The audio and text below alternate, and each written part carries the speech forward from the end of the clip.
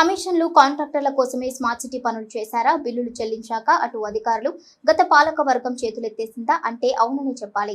Karimnagar smart city పేరుతో చేసిన అభివృద్ధి ఇందుకు నిదర్శనంగా నిలుస్తోంది. నగరంలో చిరు వ్యాపారుల షాపింగ్ కాంప్లెక్స్ నిర్మాణంలో గత మున్సిపల్ పాలకవర్గం చేసిందిదే. కాలపరిమితి ముగిసిపోతుందని ఆతృతలో సివిల్ ఆసుపత్రి వెనుక గల షాపింగ్ కాంప్లెక్స్ ను అట్టహాసంగా ప్రారంభించి అనాథగా వదిలేశారు. కాంప్లెక్స్ ప్రారంభించి నెల 15 రోజులు గడిచిన లబ్ధిదారులకు షట్టర్లు అప్పగించకపోవడం అధికారుల నిర్లక్ష్యానికి అర్థం పడుతోంది. కరీంనగర్ మున్సిపల్ పాలకవర్గ కాలపరిమితి ముగిసిపోతుందనే ఆతృతలో జనవరి 23న నగరంలోని సివిల్ ఆసుపత్రి వెనుక గల స్ట్రీట్ వెండర్ షాపింగ్ కాంప్లెక్స్ ను కేంద్ర మంత్రి బండి సంజయ్ చే ప్రారంభింపజేశారు. అప్పటి మేయర్ సునీల్ రావు.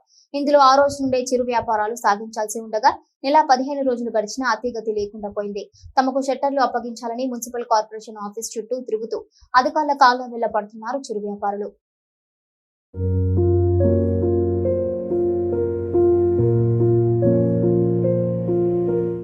నగరంలోని ప్రధాన రహదారుల పక్కన చిరు వ్యాపారుల కోసం స్మార్ట్ సిటీ నిధులతో 193 స్టాళ్లను నిర్మించిన విషయం తెలిసిందే. నిర్మాణం పూర్తయి ఏళ్లు గడిచినా వాటిని వినియోగంలోకి తీసుకురాకపోవడంతో లబ్ధిదారులు నష్టపోవడమే కాకుండా ట్రాఫిక్ ఇబ్బందులు ఎదుర్కోవాల్సి వస్తుంది. జనవరి 23న స్టాళ్లను కేంద్ర మంత్రి అప్పటి పాలక వర్గం ప్రారంభించినప్పటికీ లబ్ధిదారులకు హ్యాండ్ ఓవర్ చేయలేదు. అప్పటి నుండి మున్సిపల్ అధికారుల చుట్టూ తిరిగి వేసాడుతున్నారు చిరు వ్యాపారులు. చిరు వ్యాపారులకు సెటర్ ఇవ్వడం అనేది జరిగిందండి.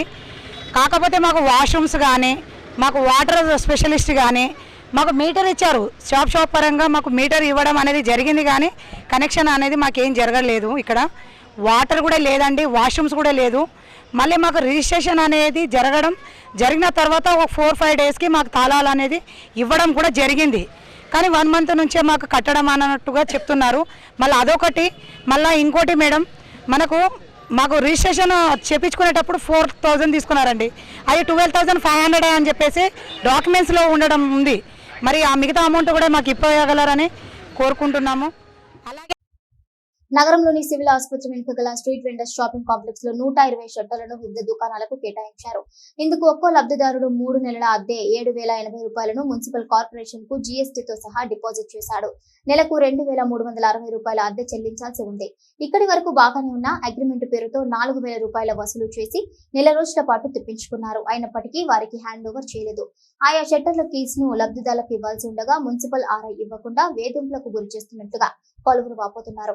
వీటితో పాటు విద్యుత్, టాయిలెట్స్, తాగునీటి సరఫరా ఇవేమీ కల్పించకపోవడంతో చిరు వ్యాపారుల్లో ఆందోళన వ్యక్తమవుతోంది.